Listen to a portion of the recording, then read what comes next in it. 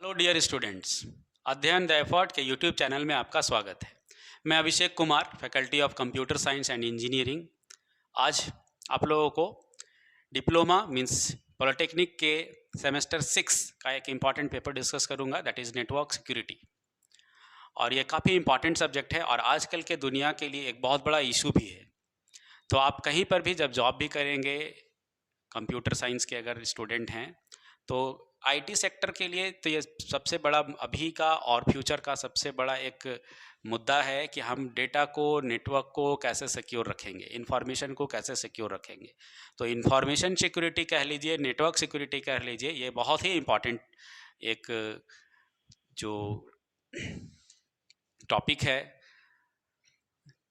जिस डेटा को या नेटवर्क को सिक्योर करना मतलब बहुत ही ज़्यादा इम्पॉर्टेंट है किसी भी कंट्री के लिए। उसका information not only for country, आपके पर्सनल लाइफ के लिए भी आपका अपना इंफॉर्मेशन को सेफ रखना। जैसे आपके मोबाइल में बहुत सारा इन्फॉर्मेशन होगा आपका, तो आप उसको सेफ रखना चाहेंगे, सिक्योर रखना चाहेंगे। तो ये जो सब्जेक्ट है नेटवर्क सिक्योरिटी, इसको इंफॉर्मेशन सिक्योरिटी के नाम से भी हम लोग जानते हैं। तो इसमें हम लोग पढ़ेंगे कि कितने तरह के इश्यूज हो सकते हैं, क्या क्या प्रॉब्लम हो सकता है और कैसे हम लोग उसको सिक्योर कर सकते हैं। तो जो साइबर क्राइम है, हम लोग बोलते हैं ना इंटरनेट क्राइम में, जैसे बहुत सारे टर्म्स आते हैं, हैकिंग होता है, फिशिंग होता है, स्पूफिंग होता है, स्पैम होता है, स्नूपिंग होता है, एप्सड्रॉपिंग होता है। तो बहुत तरह के साइबर क्राइम्स होते हैं। तो वो सारे क्राइम्स मतलब सारे क्राइम्स के बारे में डिस्कशन करेंगे कि किस तरह के क्राइम को क्या नाम दिया गया है, उससे बचा कैसे जाता है, उसका सॉल्यूशन क्या होगा। ठीक है, तो मतलब आज के युग में इसका बहुत ही ज़्यादा यूज है और ये लगातार एक कंटिन्यूअस प्रोसेस है, ये कभी खत्म नहीं होगा। रीज़न क्या है, जैसे हम लोग बोलते हैं ना कि रोज़ नए नए तरह के सिक्योरिटी मतलब प्रिकॉशंस आते हैं, लेकिन उसी तरह के उतने एक्सपर्ट भी आते हैं।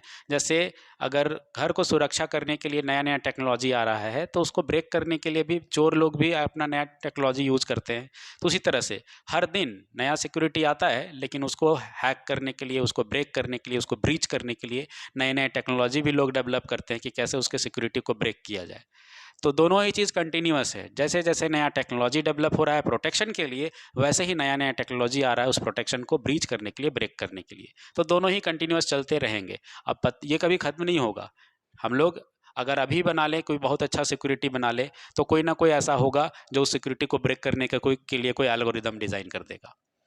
तो ये एक कंटिन्यूअस, एक लगातार प्रोसेस है और उस इंफॉर्मेशन को, नेटवर्क को सिक्योर करना एक बहुत बड़ा रिस्पॉन्सिबिलिटी भी है। तो ये इनके मतलब इनफाइनाइट कह लें आप, एकदम इन्फिनिटी तक का ये रिसर्च चलता रहेगा, है ना। तो हम लोग डिस्कस करते हैं पहले सब्जेक्ट नेटवर्क सिक्योरिटी में हम लोग को डिस्कस क्या करना है, ये पेपर इंपॉर्टेंट कैसे है। नेटवर्क सिक्योरिटी, इसके लिए अलग अलग, जैसे अलग अलग टाइप के क्रिमिनल्स हैं, अलग अलग तरह के क्राइम करते हैं। तो कौन सा क्राइम किस तरीके का डैमेज पहुंचाएगा आपके कंप्यूटर को, आपके इंफॉर्मेशन को, हम लोग वो डिस्कस करेंगे। इसके पहले हमको जानना होगा कि इंटरनेट का स्ट्रक्चर कैसा होता है, कौन सा क्राइम कहाँ इफेक्ट करेगा। तो एक सिंपल भाषा में, एक लेमैन लैंग्वेज में आप ये समझ लें कि अगर हम लोग कम्युनिकेशन करते हैं, हम लोग एक्चुअली नेटवर्क सिक्योरिटी जब पढ़ रहे हैं, तो पहले इसको नॉर्मल भाषा में समझ लें कि सिंपली मान लो दो आदमी मतलब किसी मतलब इम्पॉर्टेंट टॉपिक पे डिस्कशन कर रहे हैं एक कमरे में। अब काफ़ी इम्पॉर्टेंट है, जैसे हम लोग मूवी वगैरह में देखते हैं, हमारे कंट्री में जैसे काम करती है रॉ एजेंट लोग काम करते हैं, है ना, इंटेलिजेंस ब्यूरो वाले, आईबी वाले लोग काम करते हैं। तो ये जो इंटेलिजेंस ब्यूरो है या रॉ के लोग जो काम करते हैं, काफ़ी गुप्त तरीके से काम करते हैं, काफ़ी सीक्रेट होता है इन्फॉर्मेशन, जो भी उनका मिशन होता है। तो मान लो इसी तरीके से दो लोग आपस में काफ़ी पर्सनल इन्फॉर्मेशन एक दूसरे से डिस्कस कर रहे हैं। तो ऐसा हो सकता है कि कोई थर्ड पार्टी दीवार के उस तरफ छुप के सुन रहा हो। तो इंटरनेट में भी ऐसा होता है कि अगर हम और आप कोई पर्सनल कम्युनिकेशन कर रहे हैं, तो कोई थर्ड पार्टी हो सकता है जो बीच में इस कम्युनिकेशन को बस सुन रहा हो। तो ये काफ़ी खतरनाक है। जैसे मान लीजिए ए और बी, अब ए अगर कुछ इन्फॉर्मेशन भेज रहा है बी को यहाँ तक, तो क्या होता है, बीच में कोई हैकर आया, इसको हैक कर लिया और डेटा को अपने पास रिसीव कर लिया, वो पी नाम का आदमी, और यहीं पे इधर जाने नहीं दिया किसके पास, बी के पास। तो डेटा जाना था बी के पास, लेकिन बीच में ही ब्रेक कर दिया और उसको कौन चुरा लिया, पी। दूसरा तरीका क्या हो सकता था, ए भेज रहा था बी को। अब क्या किया तीसरा पार्टी हैकर, क्या किया, जैसे ए है और ये बी है, मैसेज वहां तक नहीं जाके यहीं पर, पहला वाला में तो गया ही नहीं, दूसरा वाला में जिसके लिए भेजे थे उसको तो मिला ही, लेकिन बीच में एक थर्ड पार्टी पी भी रिसीव कर लेता है। अब दोनों में खतरनाक कौन है देखिए। पहले वाले में क्या किया, जब दो लोग बात कर रहे थे तो तीसरा पार्टी जो है, थर्ड पार्टी, जिसको कि एक्चुअली में इंफॉर्मेशन मिलना नहीं चाहिए, वो हैक कर लिया, चोरी कर लिया डेटा को, और जिसके लिए था उसको मिला ही नहीं। लेकिन दूसरे वाले में क्या हुआ कि जिसके लिए भेजे उसको तो मिला, लेकिन तीसरा आदमी भी रिसीव कर लिया। तो खतरनाक कौन हुआ, सेकंड वाला, क्योंकि इसमें जो इंफॉर्मेशन भेज रहे थे जिसको, उसको नहीं मिला, थर्ड पार्टी को मिल गया। तो कुछ समय के बाद ये पता चल जाएगा कि जिसको हम भेजे हैं वो मैसेज कर देगा हमको, या अलग माध्यम से किसी भी तरह से कम्युनिकेशन करेंगे, तो बोलेंगे कि आपने तो कुछ भेजा ही नहीं, आपने जो भी भेजा हमको तो मिला ही नहीं। तो पता चल जाएगा कि कोई ना कोई आदमी चोरी कर लिया। जैसे मान लो हम यहाँ से ट्रक से भेजे किसी को कोई सामान, बीच में कोई ट्रक कोई चोरी कर लिया, तो समझ में आ जाएगा वहाँ नहीं मिला तो मतलब बीच में कोई चुरा लिया। लेकिन यहाँ देखिए क्या हो रहा है कि हम ए से बी के पास भेजे और उसके पास मिला, और बीच में उसको कॉपी करके कोई चोरी कर लिया। अब हमको इसमें पता भी नहीं चलेगा कि कोई चोरी भी किया है। ये तो ज़्यादा खतरनाक हो गया, क्योंकि इसमें पता ही नहीं चल रहा है कि चोरी भी हुआ है, और इसका नुकसान काफ़ी लॉन्ग टर्म और काफ़ी ह्यूज, इसका मतलब जो डैमेज होगा बहुत ज़्यादा होगा। मान लीजिए कि कोई ऑटोमोबाइल कंपनी है या और भी कोई सॉफ्टवेयर कंपनी है, कोई सॉफ्टवेयर बनाया, अब उसको लॉन्च करना है, कोई ऑपरेटिंग सिस्टम बना लिया, कोई वीडियो गेम बना लिया बड़ा सा। अब वीडियो गेम बनाने में सालों लगते हैं। अब हम उसको बताएं किसी कंपनी को, देखिए हमने ये वीडियो गेम बनाया है, इसको वेरीफाई करना है, फाइनली टेस्टिंग करना है, इसको भेज रहे हैं। बीच में कोई हैक कर लिया, मतलब चोरी कर लिया, कॉपी कर लिया उसको। अब हम लोग लॉन्च करने वाले थे उसको, ठीक चलो कि 1 जनवरी 2023 को लॉन्च करना है हमको। अब ये क्या किया, जो चोरी किया है वो दिन रात मेहनत करके, और उसको जान रहा है कि 1 तारीख को लॉन्च करेगा, हम 10 दिन पहले ही लॉन्च कर दिए। अब हम 10 दिन पहले लॉन्च कर दिए तो उसका कॉपीराइट अब मेरे पास है, वो लॉन्च करेगा तो बोलेंगे तो मेरा डुप्लीकेट किया। तो जितना भी इनकम होगा वो कॉपीराइट होगा, सारा कुछ किसका होगा, जो पहले लॉन्च किया है। तो सोचो अरबों खरबों रुपये का नुकसान है ये। तो इसमें तो पता तो चल नहीं रहा है। अब जो भेजा था उसको थोड़ी पता है कि कोई चोरी भी कर लिया और हमसे प्लान कर रहा है कि हमसे पहले लॉन्च कर देगा। तो इसमें पता चल जाएगा कि हाँ चोरी हो गया है, लेकिन इसमें तो पता चलेगा नहीं कि चोरी हुआ है। तो ये तो थोड़ा डेंजर तो दोनों है, लेकिन ये ज़्यादा खतरनाक है क्योंकि पता नहीं चला। तो इसको अलग अलग नाम से हम लोग जानते हैं। इस तरह और भी है, इस तरह के बहुत सारे क्राइम हैं। अभी तो हम सिर्फ 2 बताए यहाँ पर। तीसरा क्या हो सकता था कि ए भेज रहा था बी को, ए और बी भेजना था बी के पास। अब तीसरा पार्टी क्या किया, ये पी, पहली बार में तो उसको छोड़ के अपने रख लिया, दूसरा में उसको भी मिलने दिया, खुद भी रखा। अब तीसरा में क्या बोल रहा है, नहीं रिसीव तो करेगा बीच में, और बीच में इसको चेंज कर देगा मैसेज को और फिर भेज देगा उसको। मतलब हम मान लो इसको भेज रहे थे एक मैसेज कि नहीं, मतलब दोनों के बीच में फ्रेंडशिप है, कोई अच्छा मैसेज भेज रहा है क्योंकि दोनों के बीच में अच्छा रिलेशन है। अब ये तीसरा पार्टी क्या किया, दोनों के बीच में झगड़ा कराने के लिए रिसीव किया, बीच में मैसेज को चेंज कर दिया हैक करके, और फिर जहां तक जाना था उसको जाने दिया। तो भेजा होगा ये क्या कि you are very good, change करके गुड को कर दिया बैड, तो भी लिखेगा यू आर वेरी बैड। तो दोनों के बीच में रिलेशन खराब हो गया। भेजे कुछ और थे, उसका मिला कुछ और। अब वो तो समझ रहा है कि भेजा ए ही है क्योंकि नंबर तो उसी का दिखेगा, मैसेज तो यही भेजा है, लेकिन बीच में उसको चेंज कर दिया हैकर। तो ये भी एक तरह का साइबर क्राइम है। तो इस तरह का बहुत सारे टर्म्स हैं, हम लोग एक एक करके इसको डिटेल में डिस्कस करेंगे। तो इसीलिए हम बात कर रहे हैं कि जितने भी क्राइम हैं इसमें, तो उसके लिए हमको इंटरनेट के स्ट्रक्चर को जानना बहुत ज़रूरी है।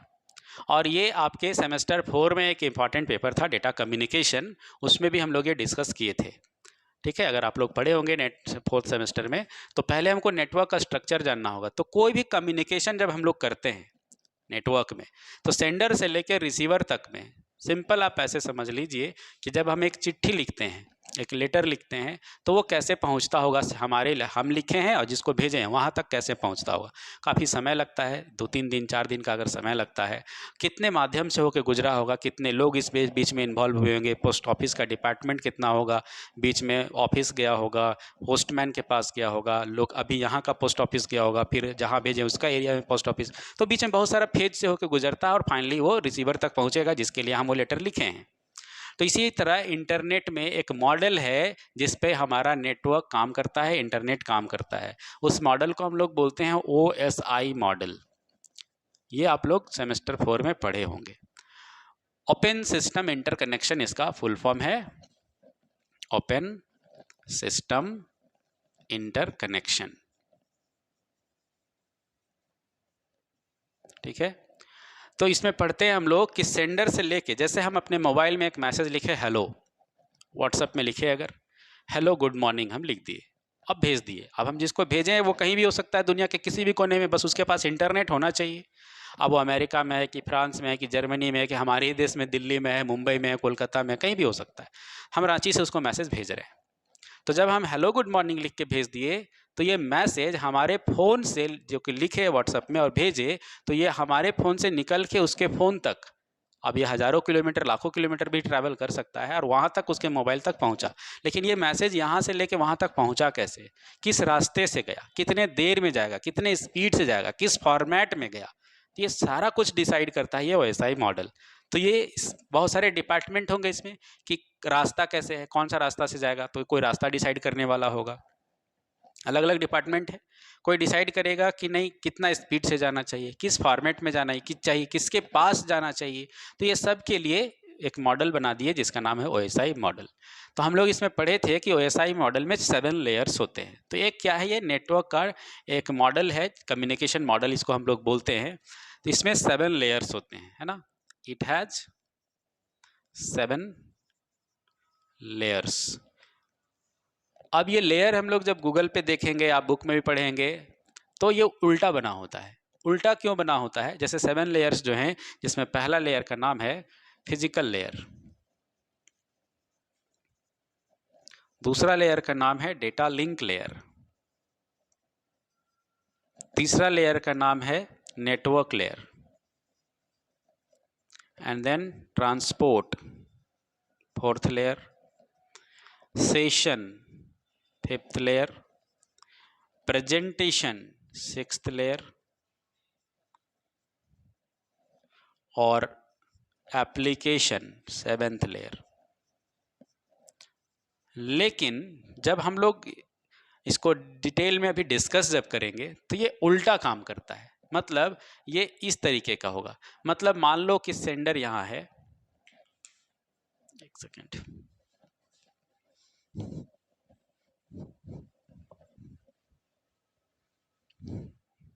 मान लो एक सेंडर है यहाँ A और एक रिसीवर है B। अब ये मैसेज भेज रहा है और ये मैसेज को रिसीव कर रहा है।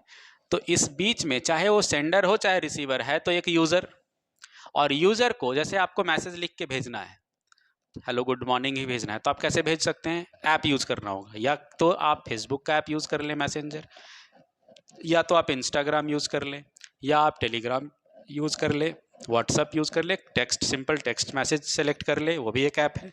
तो कोई भी तरीके से आप मैसेज भेजिए, आपको ऐप का इस्तेमाल करना होगा। मतलब सिंपली सेंडर हो या रिसीवर हो, मैसेज जो भेज रहा है चाहे मैसेज रिसीव कर रहा है, अगर हम आपको मैसेज भेजेंगे तो हम जब लिखेंगे कहाँ लिखेंगे, कोई ना कोई ऐप में यूज़ करेंगे, या व्हाट्सएप में लिखें, फेसबुक में लिखें, सिंपल टेक्स्ट मैसेज में लिखें, लेकिन ऐप तो यूज़ करना होगा। अब आपके तक मैसेज पहुँचेगा तो आप उस मैसेज को कहाँ पढ़ेंगे, तो आपको भी कोई ना कोई ऐप में ही पढ़ना पड़ेगा। या तो आप फेसबुक में मैसेंजर में पढ़ लें, चाहे फिर व्हाट्सएप में पढ़ लें, टेलीग्राम में पढ़ लें, इंस्टा में पढ़ लें, तो ऐप का यूज़ करना पड़ेगा। तो चाहे सेंडर हो चाहे रिसीवर, उसका इंटरेक्शन किस लेयर से हो रहा है, 7th लेयर जो है 7वां नंबर पे, उस लेयर का नाम क्या है, एप्लीकेशन लेयर। इसीलिए देखेंगे आप बुक वगैरह में ये उल्टा बना होता है। तो सेंडर को भी एप्लीकेशन लेयर में लिखना है और रिसीवर को भी कहाँ मिलेगा, एप्लीकेशन लेयर से। इसलिए बोलते हैं कि सेंडर और रिसीवर दोनों किस पे काम करते हैं, एप्लीकेशन लेयर पे। अब एप्लीकेशन लेयर के बाद वो मैसेज पहुंचेगा 6th के पास, फिर अगेन उसके बाद 5th के पास, 4, 3, 2 and 1, और जब 1 के पास पहुंचेगा तब मैसेज ट्रांसफ़र होता है, और यहाँ पर रिसीव भी 1 वाला ही करेगा, फिर 2, फिर 3, 4, 5, 6 और तब 7 के पास पहुंचेगा और तब रिसीवर को मिलता है। तो इसमें जो 7 लेयर्स हैं, मतलब 7 डिपार्टमेंट आप समझ लो कि आपका जो मैसेज लिखे हैं, अब ये मैसेज जो सेंडर लिखेगा हेलो, मान लो ये एक मैसेज लिखा हेलो, अब ये हेलो मैसेज उस तक पहुंचना है इंटरनेट में, चाहे फेसबुक के माध्यम से पहुंचे, चाहे व्हाट्सएप किसी भी माध्यम से पहुंचे, या सिंपल टेक्स्ट मैसेज के थ्रू पहुंचे। तो कैसे पहुंचेगा? तो हेलो हम लिखे एप्लीकेशन लेयर में। अब हमारे मोबाइल को तो हेलो समझ ही नहीं आया होगा, क्योंकि हम जानते हैं कंप्यूटर 0 और 1 को समझता है, मोबाइल 0 और 1 को समझता है, उसके अलावा उसको तो कुछ समझ ही नहीं आया होगा। तो ये हेलो तो खुद नहीं समझा, तो उसको हेलो कहाँ से पहुँचाएगा? तो ये हेलो को बाइनरी फॉर्मेट में समझा होगा, 0 और 1 के फॉर्मेट में। तो ये जो चेंजेस करने का काम है, आस्की का कोड हम लोग कहते हैं, वो काम किसका है? प्रेजेंटेशन लेयर का है।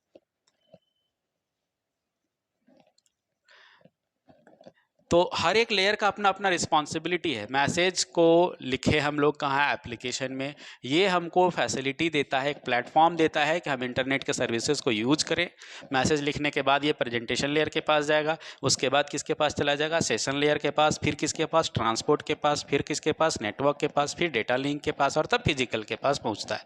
तब ये फिजिकल लेयर से होते हुए ट्रांसफर होगा और यहाँ पर फिजिकल के पास ही पहुँचेगा। फिर वो पहुँचेगा data link, network, transport, session, presentation और एप्लीकेशन के पास, तब रिसीवर को मिलेगा।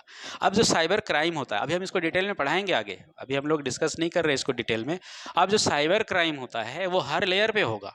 कोई अटैकर क्या करेगा? इसको फिजिकल लेयर पे अटैक कर देगा। कोई अटैकर क्या करेगा? डेटा लिंक लेयर पे अटैक कर देगा। कोई नेटवर्क लेयर पे अटैक करेगा। कोई ट्रांसपोर्ट, मतलब मैसेज जब पहुंच रहा है, हम भेज रहे हैं मैसेज, मान लो चिट्ठी लिख के भेज दिए, तो हम यहाँ से भेज रहे हैं मान लो दिल्ली, तो यहाँ से दिल्ली मान लो किसी को ट्रक में भेज दिए सामान, तो अब उसको 7 डिपार्टमेंट से होके जाना है। तो सातों जगह उसमें क्राइम हो सकता है, सातों जगह से कोई लुटेरा उसमें चोरी कर सकता है, लूट सकता है। तो उसमें पहली बार जब एप्लीकेशन लेयर में लिखे तो यहीं से कोई चोरी कर सकता है, या उसको इंटरप्ट कर सकता है, करप्ट कर सकता है। फिर प्रेजेंटेशन लेयर में जब पहुंचा होगा हमारा मैसेज, तो वहाँ पर भी कोई अटैक कर सकता है। फिर 5वां लेयर सेशन में पहुँचा तो सेशन लेयर में भी कोई अटैक कर सकता है। ट्रांसपोर्ट लेयर में जब ट्रांसफ़र हो रहा होगा तो वहाँ पर भी कोई अटैक कर सकता है। नेटवर्क लेयर में जो रूट डिसाइड करता है तो वहाँ भी कोई इसको भटका सकता है। डेटा लिंक लेयर में एरर करेक्शन होता है, चेकिंग करता है। जैसे अब सिक्योरिटी है, तो सिक्योरिटी में आतंकवादी से मिला हुआ है, लोग कैसे घुस जाते हैं? सेटिंग करके कि आतंकवादी लोग को घुसना है तो किसी ना किसी तरीके से सेटिंग कर लेते हैं कि अपना ही कोई आदमी सेट कर लिया, घूस दे दिया, डोनेशन दे दिया। तो इस तरह से डेटा लिंक लेयर पे भी अटैक हो सकता है। फिजिकल लेयर में भी अटैक हो सकता है, क्योंकि डेटा जो ट्रांसमिट हो रहा है फिजिकल लेयर में ही। तो अटैक हर लेयर में होगा। तो हमारा जो सब्जेक्ट है नेटवर्क सिक्योरिटी, इसमें देखना है कि किस लेयर में किस तरह का अटैक होता है और उस अटैक से बचाना कैसे है हमको। ठीक है, तो हम लोग नेक्स्ट वीडियो में इसको डिटेल में डिस्कस करेंगे कि कौन सा लेयर में क्या अटैक होता है। पहले हम लोग इसको पहले डिस्कस कर लेंगे कि किस लेयर का काम क्या है, तब पता चलेगा कि अटैक कैसे होगा। जैसे एप्लीकेशन लेयर क्या करता है, प्रेजेंटेशन लेयर का क्या काम है। पहले सातों का काम समझ लें कि 7 आदमी है जो मैसेज को पहुंचाने का काम करता है। हम लिख दिए हेलो, अब बोल दिए कि भाई पहुंचा दो, तो पहला टोटल 7 आदमी इसमें इन्वॉल्व हो गए अब हमारे मैसेज को रिसीवर तक पहुंचाने में। सातों आदमी का नाम क्या क्या है देख लिए। एक आदमी का नाम फिजिकल है, दूसरा का डेटा लिंक है, तीसरा का नेटवर्क, ट्रांसपोर्ट, सेशन, प्रेजेंटेशन और एप्लीकेशन। ये 7 आदमी समझ लो, और सातों को मिलके पहुंचा देना है। तो पहले हमसे मैसेज हम लिखे, अब पहुंचाने बोल रहे, तो पहले हमसे मैसेज कौन ले लेगा? एप्लीकेशन ले लेगा। अब वो एप्लीकेशन नाम का जो आदमी है वो किसको भेज देगा? प्रेजेंटेशन को भेज देगा। अब प्रेजेंटेशन वाला लड़का किसको भेज देगा? सेशन को भेज देगा। सेशन फिर मैसेज लेके उसको जो भी रिस्पॉन्सिबिलिटी है फिर वो कहाँ तक पहुँचा देगा? ट्रांसपोर्ट तक। ट्रांसपोर्ट वाला कहाँ तक पहुँचा देगा? नेटवर्क तक। नेटवर्क वाला कहाँ पहुँचा देगा? डेटा लिंक को। डेटा लिंक वाला किसको पहुँचा देगा? फिजिकल वाला को। तो 7 लोग समझ लो, 7 आदमी है और सातों मिल के फाइनली मैसेज पहुँचा देता है। तो हमारे तरफ 7 आदमी काम कर रहे हैं, तो रिसीवर के लिए भी 7 आदमी है। तो हमारा फिजिकल वाला जो आदमी है वो पहुंचाया, तो उधर का भी फिजिकल उसका एजेंट है, वो रिसीव किया, इसका फिजिकल भेजा, उसका फिजिकल रिसीव किया। फिर उसका जो डिपार्टमेंट सातों है उसका भी सातों काम कर रहा है। हम किसको दिए थे? अपना एप्लीकेशन लेयर वाला एजेंट को, तो उसको भी मैसेज उसका एप्लीकेशन लेयर वाला एजेंट देगा। तो 7 आदमी हमारे पास है, तो 7 आदमी रिसीवर के पास भी है। डिपार्टमेंट वाइज काम हो रहा है। तो पहले हम लोग सातों आदमी का काम सीखेंगे। अब सातों आदमी का जब काम सीख जाएंगे कि किस आदमी का क्या काम है, तब अच्छे से समझ पाएंगे कि अच्छा क्रिमिनल लोग कैसे इसको डिस्टर्ब करता होगा। 7 आदमी है तो किसको क्या प्रॉब्लम पहुंचा सकता है, क्योंकि सबका काम अलग अलग है, तो क्राइम भी अलग अलग टाइप का होगा, डिस्टर्बेंस भी अलग अलग टाइप का होगा। तो इसको हम लोग पढ़ेंगे नेक्स्ट वीडियो में, ठीक है, डिटेल में पढ़ेंगे। तो एक ज़रूरी इन्फॉर्मेशन दे दें आपको तब तक कि 22 मार्च से अध्ययन द एफर्ट में नया बैच स्टार्ट हो रहा है, सेमेस्टर 6 के और सेमेस्टर 4 के भी स्टूडेंट्स के लिए, सारे बैच सारे ब्रांचेस के लिए। तो अगर आप और भी पेपर्स जैसे हैं, नेटवर्क सिक्योरिटी है, सॉफ्टवेयर इंजीनियरिंग है, क्लाउड कंप्यूटिंग है, इंडस्ट्रियल मैनेजमेंट है, सारे सब्जेक्ट के क्लासेस हो रहे हैं। तो आप 22 मार्च से ठीक होली के बाद आप बैच ज्वाइन कर सकते हैं। चलिए ठीक है, बाकी मिलते हैं नेक्स्ट वीडियो में। Thank you.